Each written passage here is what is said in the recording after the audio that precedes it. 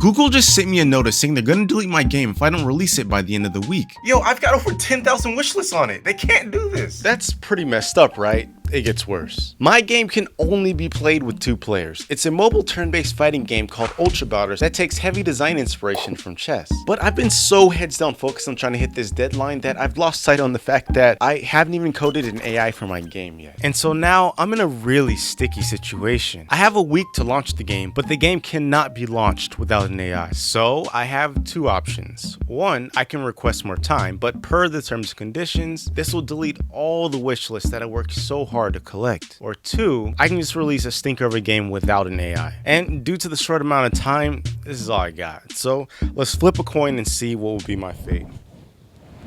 Psych. You think I believe in that work-life balance bullshit? You really think I'm some fucking dork? Put up 7 days on the clock. It's back to back to back 16-hour day prime time grind time. We're making an AI in a week if it's the last thing I do. First things first, I kinda lied. I do have an AI in the game, but it just stands there. And no one likes a starfish. So what type of AI do I want in my game? Well, I want an active participant, you know what I mean? An AI that can reciprocate pleasure. You get what I'm saying? If I can make an AI that can beat me in a match, then I think this Ultra Bouters launch has hope. So here's what I'm thinking. As much as I would love to go balls to the wall with some groundbreaking machine learning stuff, now is not the time because time is of the essence. So I'm gonna start with like a more traditional hard-coded AI that will basically just be like a glorified decision tree, and it's gonna work a little something like this. At the top of the list is we're gonna check if the AI is on the ground or not. Well, I guess it's there you go, start, and then it checks one of these. Listen, I respect your time enough to not bore you with the whole rundown. Here's the final design. Pause the video if you want to check it out, but I'm off to go coding now.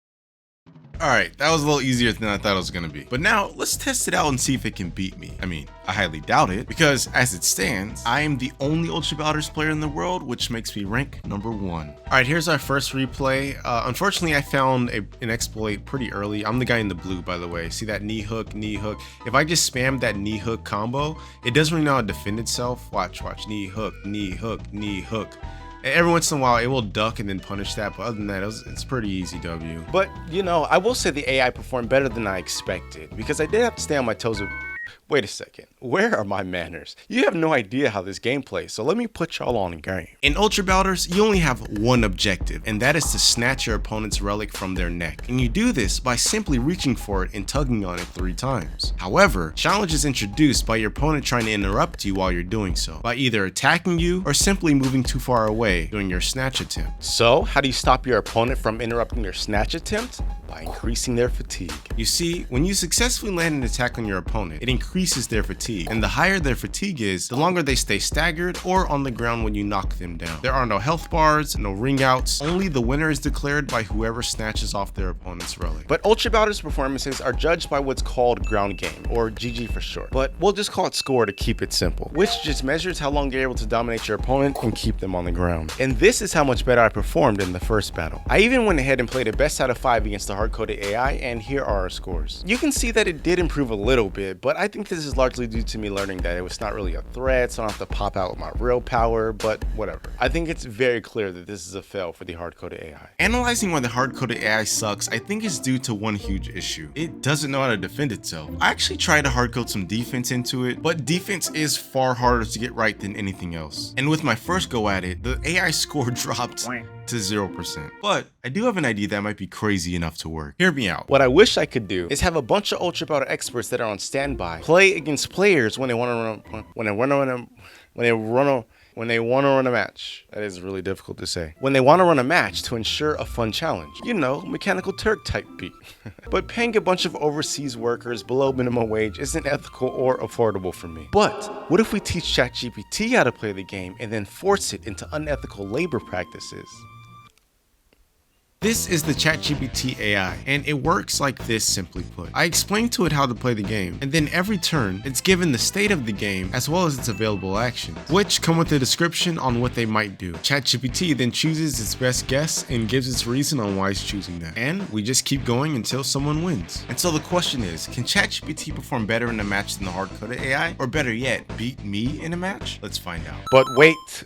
Wait, the truth of the matter is I haven't coded it yet, and I don't want to just slide into it dry, because making a ChatGPT AI for my game requires a lot to get it working. So I built this tic-tac-toe version to just make sure it even works. Tic-tac-toe is a pretty simple game, so I expect ChatGPT to be able to tie most games at the very least, so let's play a few and see how it performs. This move doesn't immediately set up a win for me, but it helps control the board's corners. That's a little sus, because it definitely does set up a win for you. I'm gonna block, of course. All right, they didn't block me. This increases my chance of winning by trying to control multiple lanes. Yeah, you did all that, but you lost. This is a defensive move to ensure you cannot create a vertical line in the middle column. Okay, however, I'm gonna go here. You should block up here. You should block up here. You didn't block up there. And keep my eye on your possible winning combinations. No, you're not, because I just won. This is not looking good, I gotta say. Block me up here. Oh my god. One more.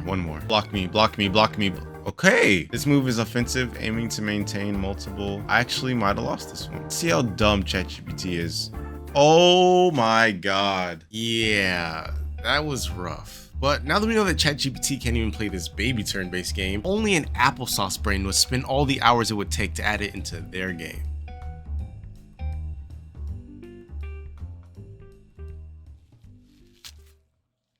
Sorry, but I must know what happens. But first, I am so tired of saying the name ChatGPT. So I'm gonna name this AI Chris Coleman after my longest active patron of 7 years. Shouts to you, Chris Coleman. Truly, I love ya. Hope you're not about to get your ass whooped, but let's run it. Quite honestly, I don't have high hopes, but let's face off against Chris Coleman. So they're gonna run at me. I think I'm gonna just duck, actually. Okay, so they're gonna choose an action after I choose this. Let's see what happens. Walking. Oh no, that's too many API calls. Yo, the accidental API spam cost me $4.36. All right, we're back at it versus Chris Coleman.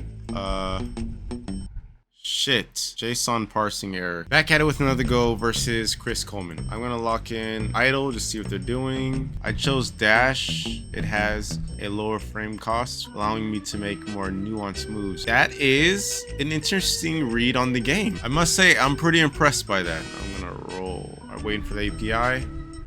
Oh my god, it's spamming again. I'm going to duck.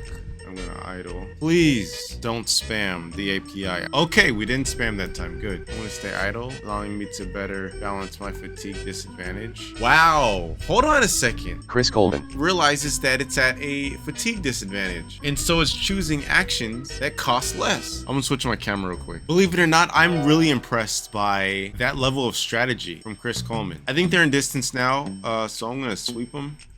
Boom. Oh, I missed. Make it easier to grab the relic while managing fatigue better. I am honestly pleasantly surprised at how strategic Chris Coleman is being. I gave it like a really simple prompt on how to play the game. Now he's going for the relic grab. I'm actually mind blown. It even understands we're facing each other. Chris Coleman is doing a really good job interpreting how to play the game. This is actually mind blowing. However, I'm going to knee you. Bow. How are you gonna respond to this? Defending will help me recover from the stagger, putting me in a better position to grab the relic. This is remarkable. Can they stop my hook? This is a pretty simple action, stop the hook. Oh my god! You're joking! That was amazing! Oh my god! Yo, we can end the video right here. The rest of it is just me freaking out over the AI demonstrating strategy and at the fact it could even grab the relic at all. The Chris Coleman AI model has some crazy potential to be unlocked, but we need to discuss the elephant in the room. Win, lose, or draw, Google will be forcing us to make a decision in just 4 days. So where are we? We currently have a hard-coded AI, and now we have the Chris Coleman AI, which has a lot of potential, but if I'm being realistic, it's going to be way too expensive to add in the game. Because if even 5% of the people who've wishlisted the Ultra Bouters uses Chris Coleman, that's a $1,000 bill. Yeah, I ain't got pockets like that, I'm sorry. So now I have 4 days to come up with something. Well, 3 days really, because I need time for my bill to be approved on Google. Damn. So, update. I was a little lost on what to do with the remaining days. Do I try and update the hard-coded AI to be better? Do I use this remaining time to try a balls-to-the-walls neural network AI model? Well, what I ended up doing, believe it or not, was the last option. However, I skipped the neural network part. Let me explain. When you understand all AIs are just functions with inputs and outputs, and a neural network's greatest innovation is being able to take a data set and compress them into functions, we actually don't need a neural network to give machines the ability to learn. We can just use the data set as the function. And that's what this Ditto AI model is all about. Simply put, when the Ditto wants to take an action, it refers to a spreadsheet and checks if it knows what to do given its input. If it does, then it does what it's learned. And if it doesn't, then it just chooses something at random. I also made the sister version of this model called the Parrot AI that instead of choosing at random, will choose the lowest cost action. Oh, would you look at that? It's just like a neural network, except it's not overly confident with all of its answers. Bang, bang. Shots fired. Oh, and it's trained by copying my battle data to its spreadsheet as it plays against me. Now, after many games, neither of these models were able to beat me, but the Parrot AI is slowly getting smarter and smarter, and it's been applying some serious pressure on me recently. So in theory, it should be able to beat me at some point, right? But you know, I've had this realization that all this might not even be a fair test, because as the AI gets smarter, it teaches me a thing or two about the game, effectively helping me get better as well. To the point where I end up discovering cheat strategies like this, because the hell do I look like losing to an AI? Get out of here with that nonsense. And so the cycle never ends. AI learns my meta, I make a better meta, then it learns my better meta, then I make a better meta, which really has me thinking, does the AI really need to beat me, the best Ultra Bouters player in the world? Shouldn't I really be testing if the AI can beat a new player, seeing as they're going to be the ones needing a challenge when they download the game? Hello, mon freund! Integza, my man. This is my buddy Integza. He's a physics mad scientist YouTuber with content like turning my Dyson fan into a jet engine. But today, he's gonna be our lab rat. And his challenger, introducing the fearsome Parrot 90K that I spent many hours to train. Let the bout begin. I think he's about to attack, so I think I'm gonna try one of these. Oh! Yo, live commentary. He started off with a great opener. Run to jump to dive kick and actually connected. And I'm not gonna lie, based on how he's open, I'm very afraid that he might dominate my Parrot AI. I've been practicing, by the way. I'm gonna give him the knee, because I'm pretty sure he's gonna try to attack. Okay. No, I can bridge this with a hook, I think. Nope, I can't. Oh! Right in the face! Alright, it's still too early to tell, but based on these two blunders that Integza did, all may not be lost yet. My man, you're out there swinging at ghosts. What are you doing? And of course, the Parrot 90K putting him on his ass is only boosting my confidence. Kick. Oh, There you go. Good hit. I'm gonna take the inertia and keep going. I know he's gonna get back up, so no, I'm gonna go for the kick. Oh! This AI is smart. You know, I'm overconfident because I tried it before and it was easier than this. And funny enough, Integza was right. In the hours I was waiting for our Discord call, I actually snuck in some additional training time. And right before our call, I uploaded the more trained version to the server. So in essence, they're part of this Parrot's 90K strategy that Integza has never seen before. Oh, I think the knee is gonna be perfect. Oh, good. And now a hook because it's close enough. There you go. What is grab relic? Yo, hearing this question nearly threw me into cardiac arrest. Because as I've explained earlier, this is the whole objective of the game. And for someone who has a few hours of gameplay logged and not knowing this fact, only goes to show I've done a terrible job at onboarding new users. Come on, give him the knee. No! Oh! He's about to snatch your relic off. You see it's vibrating in the top. He has hold on your relic. Jump up. Yes. Oh, there you go. All right, there's a release. I'm gonna try this thumb. Oh, nice. How do I get out of here? No, I'm already being attacked. Yep. No! He's snatching your I'll relic. not be the first one that gets my relic stolen. What are you gonna do? I'm gonna go for the uppercut. Oh, nice. Yes. Nice. Yeah, this went on for a while. We continued to discuss the game. I continued to give him live tutorials. He shared feedback with me on things he thought was unintuitive. And overall, we just had a lot of fun. But how did the match conclude? Here's the full replay. See?